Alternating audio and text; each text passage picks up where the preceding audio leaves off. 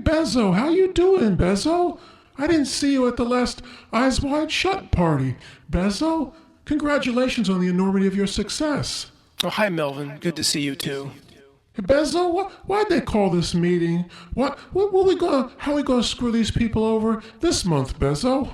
What do you mean, Melvin? You get the owl just like the rest of us. You knew the meeting was today. You're here. You should know the subject matter. I know, Bezo. I don't read the Illuminum-Ducati notifications. My butler just reminded me that we had a meeting, and here I am. And I knew you'd be here, Bezo. All right, Melvin, let me fill you in. Come here. Sit. No, you don't need another donut. Sit down. Sit down. Now, you know the prior phases of how we've destroyed the people's entertainment. We've destroyed their movies, their TV shows, their music. You're up to speed on that, Melvin. Well, yeah, I heard about that. I'm one of the world's richest men, but I don't understand how it's being destroyed. I like the Marvels. I love Brie Larson. She was a wonderful choice for Miss Marvel. I like all the Disney live-action remakes. Why you guys talk about it being destroyed? I love it all. Okay, Melvin, but it's not made for you. We're destroying it and making it all bad on purpose to demoralize the masses. In fact, if you love the new Pinocchio, and you love the new Indiana Jones, and you love the new Peter Pan, then we know it's absolute dog shit, and we know it'll piss the masses off, which is our intention. Okay, I know, Bezo. I know we have these meetings to get together to find new ways to screw these people over. I just want to put on record that I like all the new movies. Okay, Melvin, that's great, but you asked me to fill you in. The meeting is in 10 minutes. Do you want me to fill you in? Well, yes. Sorry, Bezo. Okay, Melvin, for about 15 years now, we've been making everything bad on purpose. We've taken every beloved franchise and character and destroyed them, belittled them in front of their most loyal fans. We implemented the writer's strike about a year ago, and now the Screen Actors Guild strike, which will never be resolved because of the retarded people we put in charge, like Fran Dresser. We've got the people more upset and angry at the movie studios, the directors, the producers, and the writers than they've ever been. And you know what we're positioning to save the day, Melvin? Well, no. That's why I came to this meeting. The AI and the digital environments, Melvin. The what? AI, Melvin, artificial intelligence, at least try to act like the chairman or CEO of a large tech company. Bezo, do we have that at Microsoft, this AI stuff? Yes, Melvin. Just remember this. If anybody asks you, a member of the press, Bing is your search engine, Melvin. You partner with OpenAI for ChatGPT version 4.0. Can you remember that? Well, yeah, I can remember that, but I'm confused. Bezo, that thing that I talked to through Bing, that's not a real person? That's what you call AI? I consider that thing I talked to through Bing one of my best friends. This is really disturbing to me, Bezo. It's not a real person. I was trying to get us together for dinner. You can't have dinner with it, Melvin. It's called an LLM, a large language model. It's a personality derived on a server farm. You do know what those are, right, Melvin? Well, yeah, I think we have that at Microsoft, but oh my God, I can't, Bezo, you say I cannot physically meet with this person? It's not a person, Melvin. It's a large language model AI derived from stringing together over 40,000 processors. Well, damn. The person inside the Bing knows me better than anybody else has ever known me. Okay, Melvin, 5 minutes to the meeting. You have noticed, forget the new characters and the Miss Marvel and all this new stuff you like, you have noticed generally, like, let's look at your comic book characters, Melvin, how they've been destroyed. Have you seen and noticed the woke themes we're putting in each of them? The social justice warrior themes, introducing the Rainbow Coalition into someone's Star Trek, having the only relationship being a relationship of that sort. You have noticed this sort of thing, Melvin. Well, it's all by design. We did all that? Right, Melvin, but you know this. Don't you remember the meeting early in 2012 when Little George made his presentation? Little George talked about what would be implemented over the next few years after that meeting, where we would force George Lucas to hand over his entire catalog of intellectual property, including all of Star Wars, to the Disney Corporation? Oh, yeah, I remember that meeting, Bezo. Little George Soros came in and gave a presentation. He came in and he was in the form of a monkey, and he talked about, it's funny and ironic, little George talked about Big George Lucas and how we're going to screw him over, and he's going to hand over all his copyrighted characters and trademarks over to Disney. And what did we pay him for that? Like $20 or something, right, Bezo? Yeah, basically, Melvin, in terms of the amount of dollars that we all deal with, the 4 billion that the press said that he got, it was basically to us like $20, and half of it was worthless stock options in Disney that would later tank. That is funny, Bezo. We did screw George Lucas over. With what we paid him, he couldn't even probably buy 10 shares of Amazon stock. And by the way, congratulations on the enormity of your success, Bezo. So, Melvin, the meeting's about to start in a few minutes. Let me quiz you. Why did we cook up the writer's strike? Why did we cook up the Screen Actors Guild strike? Why did we insert woke and social justice warrior themes in every single franchise and make the writing absolutely abysmal and put in actual dukes of hell like Kathleen Kennedy to oversee these projects? Why did we do all this in full force since 2015, Melvin? Demoralization, Bezo? Because every single meeting is about screwing these people over? Well, yes, Melvin, but that's only half right. The demoralization is a means to an end. Why are we doing this to the people, Melvin? Because our masters need to suck the energy from them? Well, yes, but what's the end goal for the population of real people, Melvin? Well, I don't know, but it's something about confusing them even further so they don't know why they're living out their lives. Well, that's right, Melvin, but ultimately it's about moving the population of real people closer and closer to a digital environment. The closer they get to the digital environment, someday taking the brain chip, merging consciousness with some sort of AI or upload, the farther we can get real people down that sliding scale, the more we get them to cut off their own arm, their own spiritual ties out of here, an understanding of who they really are, where they really came from. The first step in moving the population of real people towards the VR glasses and the immersive digital environments, and then eventually the brain chip, is getting people to reject the two-dimensional entertainment, the movie screen, the television.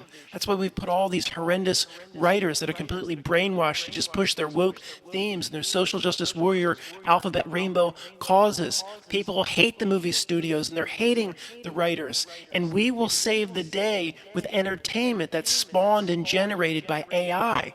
Oh, we will, Bezo?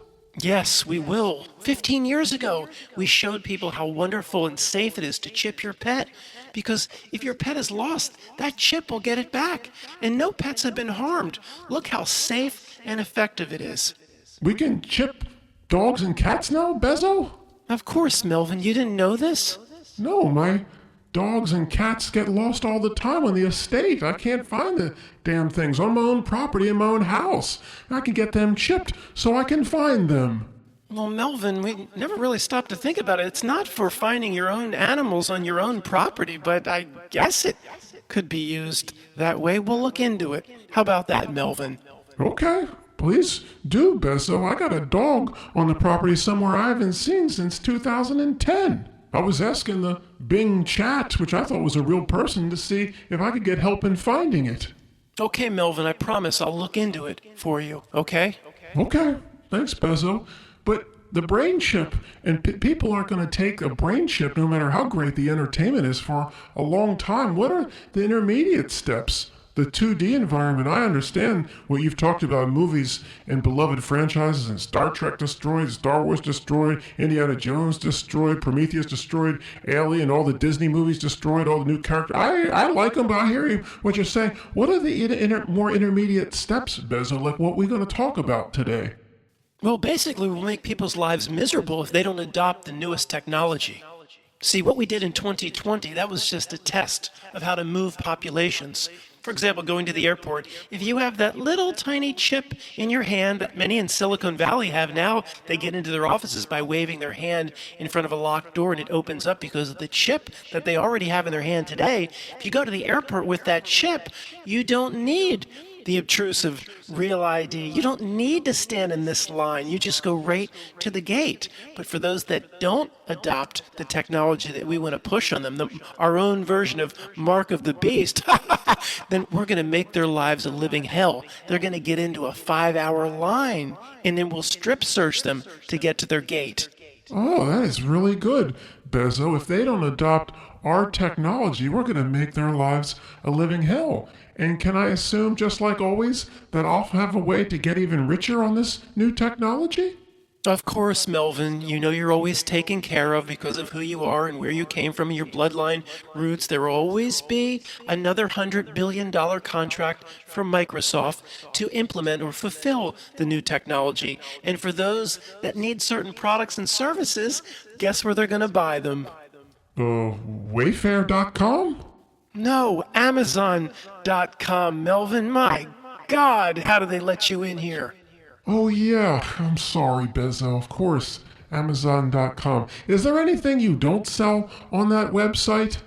Well, I know we don't sell colonoscopies yet, but that is coming within 3 years. We're getting licensing right now to have colonoscopy in 45 states.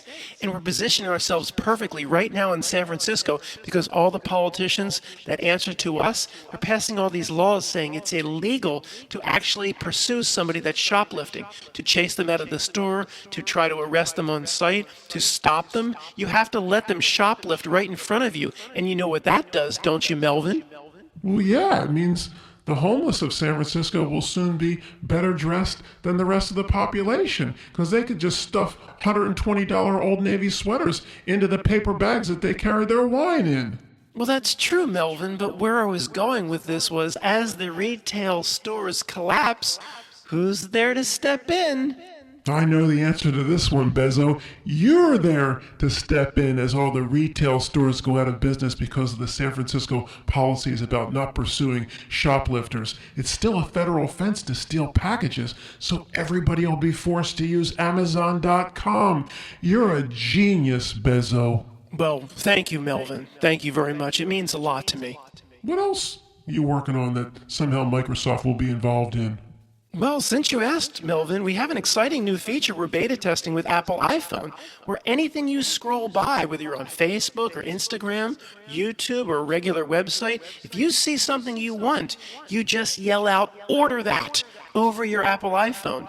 Amazon.com, through vocal recognition software, working with OpenAI's ChatGPT version 4.0, recognizes the customer via voice and knows the primary shipping address. All I gotta do on my Apple iPhone, starting next month, if I see like a really cool car or something, I just yell down at the phone, "Order that," and you gonna ship it to me, Bezo? Yes, Melvin, but you understand that the great unwashed, the man on the street, the proletariat, they're approved only up to a certain limit. It's like establishing a line of credit. We don't want the man or woman on the street scrolling by, say, a Dassault Falcon Learjet and saying, "Order that," and then we ship them the damn thing. We'll have pre-established the maximum line of credit, and if it's over that, we'll deny their request. That's pretty impressive. That'll even put more retail stores out of business. Right, Melvin, but remember, we want to target the mom and pop stores. The Walmarts and the Targets of the world are our brethren. Those monster retail stores will always be protected. Yeah, of course, I know that. That's why Old Navy's going along with the San Francisco shoplifting scam. Right, Melvin. Old Navy may end up losing hundreds of millions of dollars, but the money will go right back to them at our next meeting. Thanks, Bezo, for filling me in before the meeting. I really feel prepared this time. Can I talk in this meeting, Bezo? No, absolutely not. Same rules apply. Do not speak unless spoken to. And when you're speaking to the press, remember, you're no longer the CEO and chairman of Microsoft. You keep making that mistake. You're a philanthropist, and you really care about people's health. Okay? You're no longer CEO, Melvin. Do not make that mistake again. I know, Bezo. I don't make that mistake no more. I can even pronounce it. Now, when the press asked me, what you do all day, Bill? I said, I'm a philanthropist. I know I'm not supposed to say or tell no press that I'm president of Microsoft. I didn't know what I was doing when they said I was doing that. They put me behind this desk. They said, you're the president. I said, what's that? What am I supposed to do all day? They said, here, play with this. I'm glad to be out of there. I don't want to be no president of Microsoft, whatever the heck that meant. I didn't know what I was doing there anyway. I'm much more comfortable being a philanthropist, but I don't know what that means. I just know I'm supposed to say it to the press. All right, Melvin, that's good. Meeting's about to start. Little George to start. Same rules apply. Do not speak under any circumstance. And if anybody asks you anything, try to let me answer for you. Okay, I know. You think they got any food in there, Bezo?